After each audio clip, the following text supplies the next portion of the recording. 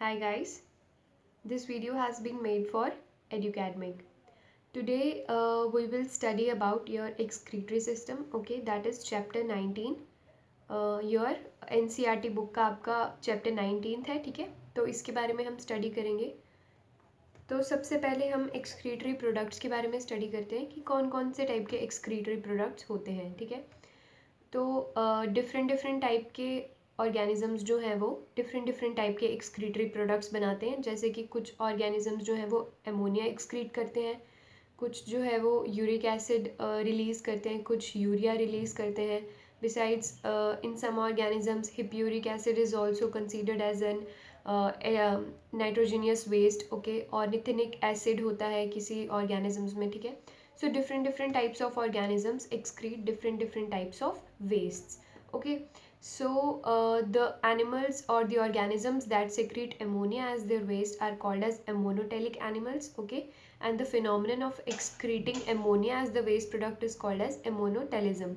Similarly, ureotelic animals are those that secrete your urea as a waste product, and the phenomenon of showing that and the phenomenon is called as, and the phenomenon of excreting urea is called as ureotelism. Okay, ammonotelism आपका दिखाते हैं, ammonotelism आपका दिखाते हैं aquatic insects. Okay, और आपका जो ureotelism है it is shown by your terrestrial animals, ठीक है.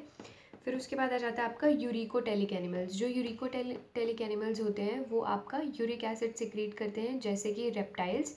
And the phenomenon of excreting is called as, excreting uric acid is called as urecotelism, obviously.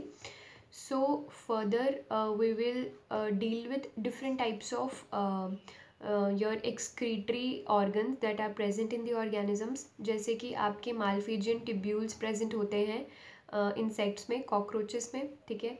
फिर उसके बाद आपके जो प्लेटीहेल्मिन्ट्स होते हैं उनमें प्रेजेंट होते हैं प्रोटोनेफ्रीडिया, ठीक है. और जो आपके एनेलीड्स होते हैं जैसे अर्थवॉर्म्स वगैरह, उनमें आपके नेफ्रीडिया प्रेजेंट होते हैं एक्सक्रीशन के लिए. Okay, similarly vertebrates like humans they have kidney as their excretory organ, as the main excretory organ जो कि सारे प्रोडक्ट्स को आपका एक्सक्रीट कराता है, ठीक है. तो इस तरह से अलग अलग ऑर्गेनिजम्स ने अपनी बॉडी में अपने सर्कमस्टांसिस के हिसाब से अडेप्ट किया हुआ है कि कौन सा वो वेस्ट एक्सक्रीट करेंगे और कौन से ऑर्गन से करेंगे, ठीक है. So we are dealing mainly with human excretory system in this chapter. Okay, so let's begin. Human excretory system consists of your pair of kidneys, a pair of ureters, okay, a urinary bladder, a urethra. Okay, so this is about your basic human excretory system formation. ये parts उसमें present होते हैं. So mainly we will study with your kidney part. Okay, ureters are simply two tubule like structures that are originating from the kidney portion, from the hilum portion of the kidney. Okay, urinary bladder is a bag like structure that lies in the lower abdomen where your urine is collected, and urethra is simply an outlet when your bladder fills up, okay, to a level where you cannot hold the urine. Okay, urethra is an outlet from where your urine is spilled out. Okay, further your ureters. Okay, ureters के बारे में मैंने बोल दिया. Now we will study about the kidney. Okay, so kidney आपका एक brown bean shaped structure होता है, ठीक है. ये कुछ ऐसा सा स्ट्रक्चर होता है आपका, कुछ ऐसा सा. It looks like this, a small bean shaped like structure. Okay, this bean shaped like structure ये आपका प्रेजेंट होता है थर्ड लुम्बर वर्टेब्रा के पास में. मतलब जो आपकी वर्टेब्रेट होती है, आपकी बैकबोन होती है, उसका जो थर्ड लुम्बर वर्टेब्रा होता है उसके पास लोकेटेड होती है आपकी किडनीज. और फ्रंट से ये जहाँ पे आपका लास्ट थोरासिक होता है, ठीक है, उसके पास जो है वो, मतलब थोरासिक पोर्शन जो होता है आपकी चेस्ट के अंदर, उसका जो लास्ट पोर्शन होता है उसके पास लोकेटेड होती है आपकी किडनी. तो किडनी जो होती है वो दो होती हैं, ठीक है. These are 2 in number. तो किडनी का जो ये एक जॉइंट पोर्शन होता है, ठीक है, यहाँ से जो है वो किडनी जो है वो ओपन होती है, ठीक है. इस पोर्शन से ओपन होती है. इस पोर्शन को आप बोलते हो हाइलम. ओके, हाइलम में आपके ब्लड वेसल्स और जो भी नर्व्स होती हैं और यूरिटर का पैर जो है वो निकलता है वहाँ से, हाइलम से ओरिजिनेट होता है, ठीक है. तो जो किडनी का आउटर पोर्शन होता है वो टफ कैप्सूल होता है, ठीक है। आउटर कवरिंग जो होती है इस पोर्शन को आप कैप्सूल कहते हो, ये जो आउटर टफ कवरिंग है इसको कैप्सूल कहते हो। और इसका जो ये वाला पोर्शन होता है, अंदर अंदर वाला जो पोर्शन होता है पेरिफेरी में जो लोकेटेड होता है, उसको आप बोलते हो कॉर्टेक्स, ओके। और जो अंदर वाला पोर्शन, जो मेन पोर्शन होता है वो होता है आपका मेड्यूला, ठीक है, renal medulla and your renal cortex. Besides आपकी जैसे ही हम हाइलम के बाद किडनी में ये वाला पोर्शन हो गया, जैसे ही हम इससे एंटर करते हैं तो यहाँ पे एक फनल शेप्ड स्पेस लोकेटेड होती है, उसको आप बोलते हो रीनल पेल्विस। और रीनल पेल्विस जो है वो आगे प्रोजेक्शंस बनाता है, फ्रेगमेंट्स बनाता है, उन फ्रेगमेंट्स और प्रोजेक्शंस को बोलते हैं आप कैलाइसिस, ठीक है। फिर उसके बाद क्या होता है कि जो आपका कॉर्टेक्स रीजन होता है और जो मेड्यूला रीजन होता है, ठीक है, ये आपका किडनी का अंदर वाला पोर्शन जो है वो कॉन्स्टिट्यूट करते हैं, okay. So what happens, your medulla जो है, अंदर वाला जो पोर्शन है medulla, it is divided into small pyramid like structures, ठीक है। And cortex is located in between these pyramid structures. These pyramid structures are called as columns of Bertini, okay. In pyramid structure को आप बोलते हो, इन medullary pyramids को आप बोलते हो कॉलम्स ऑफ बर्टीनी, बर्टीनी और बर्टनाई, ओके, जैसे भी आप प्रोनाउंस करना चाहते हो। उसके बाद क्या होता है कि आपका जो किडनी होता है, किडनी में आपके बहुत सारे नेफ्रॉन्स प्रेजेंट होते हैं, ठीक है। नेफ्रॉन क्या होता है, नेफ्रॉन ही है जो मेन ऑर्गन है जो आपका पूरा फिल्ट्रेशन करता है, कौन से आयंस भेजने हैं, कौन से एब्जॉर्ब करने हैं, ये सब जो है वो नेफ्रॉन में ही होता है, ठीक है। जो भी आपका बॉडी फ्लूइड होता है उसमें बहुत सारे आयन, सोडियम क्लोराइड, पोटेशियम, बहुत कुछ प्रेजेंट होता है, मिनरल्स वगैरह, ठीक है।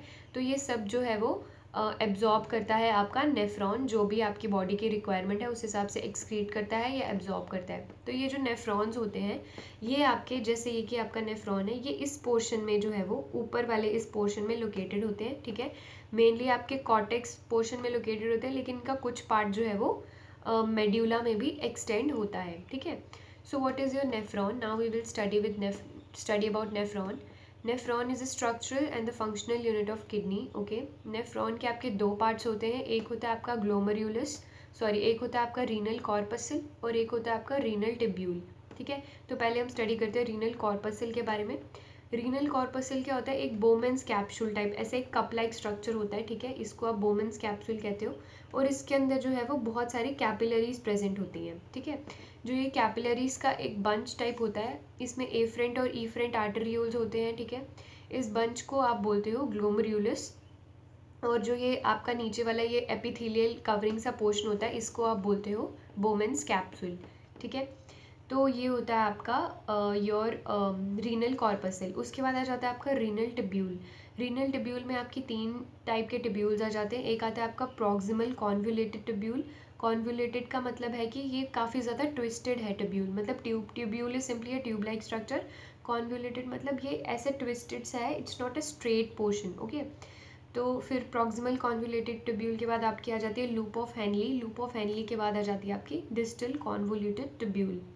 तो प्रॉक्सिमल कॉन्वोल्यूटेड टिब्यूल में आपका क्या होता है, इसमें बहुत ही ज़्यादा ये एक्सटेंडेड सा, मतलब ये जो पोर्शन होता है आपका proximal convoluted tubule, it is located in proximity to the your Bowman's capsule, ठीक है। ये बोमेंस कैप्सूल जो होता है ऐसे, उसके नीचे ही ये ऐसे बोमेंस कैप्सूल होता है, ये उसके नीचे ही ऐसे ट्विस्टेड सा पोर्शन अटैच्ड होता है प्रॉक्सिमल कॉन्वोल्यूटेड टिब्यूल।